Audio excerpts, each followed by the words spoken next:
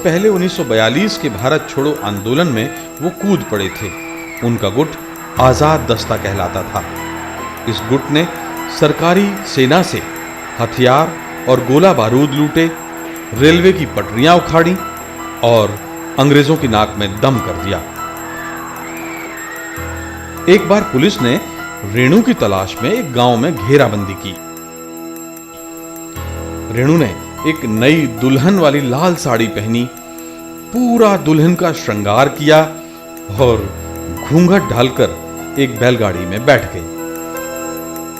गांव के कुछ नौजवान विदा कराने आए ससुराल वाले बन गए।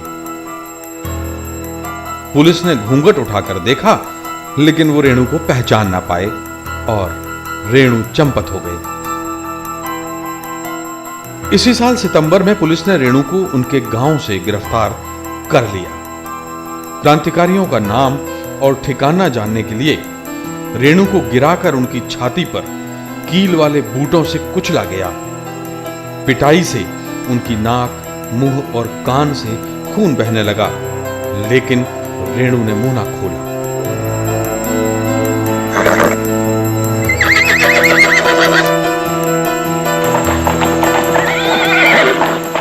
हारकर पुलिस वालों ने दोनों हाथों में रस्सी बांधी और 20 किलोमीटर तक घोड़े के पीछे बांधकर रास्ते पर घसीटते अररिया तक ले गए।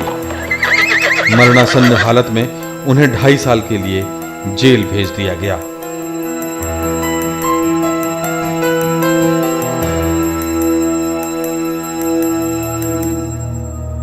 उन्नीस 1943 में वो जेल में ही गंभीर रूप से बीमार पड़े और उन्हें हथकड़ी बेड़ी डालकर पटना के मेडिकल कॉलेज में ले जाया गया।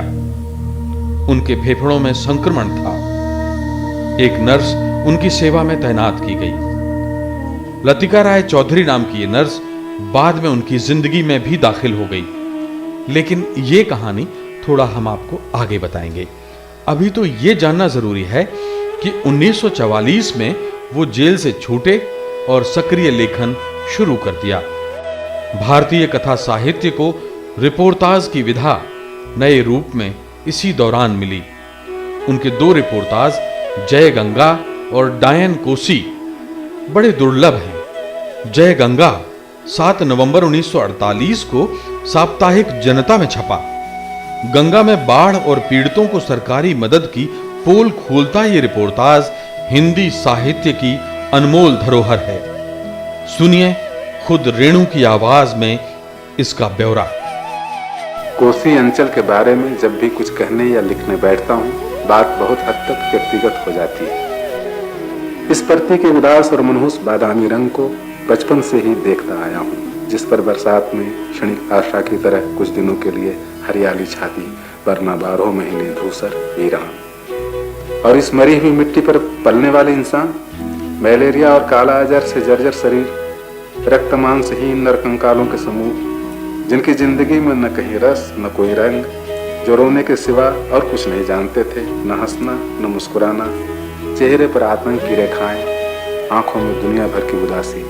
ऐसी आंखों में रंगीन और सुनहले सपने कैसे पल सकते हैं? इन्हीं दिनों कोलकाता के साप्ताहिक विश्वामित्र में उनकी कहानियों ने जमकर धूम मचाई। 1944 में बट बाबा पहलवान की ढोलक, 1945 में कलाकार, प्राणों में घुले रंग, न मिटने वाली भूख, रखवाला, पार्टी का भूत, 1946 में रसूल मिस्त्री, बीमारों की दुनिया, 1947 में इतिहास और मजहब और आदमी कथा संसार को रेणु की अद्भुत देन है। ये 1950 का साल था।